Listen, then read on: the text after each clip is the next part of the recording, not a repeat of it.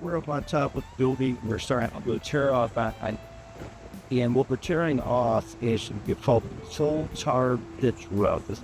So it is an old style asphalt you can't use anymore. It's very caustic and kind of burns your skin when you tear it off. But the nice thing about these types of roofs is you can see there's lines of asphalt here through the gravel. A lot of people would refer to this type of a roof as a self-healing roof. This type of roof would last you a good 30 years because every time it gets really, really hot, and it's not that hot today, this stuff gets liquidy. And so it kind of fuses back and it kind of seals in any microscopic cracks.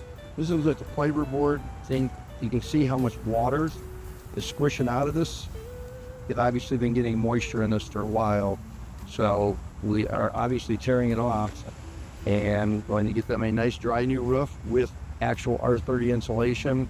This is giving them virtually zero insulation value. The final roof on this is going to be an 060 TPO fully adhered roof.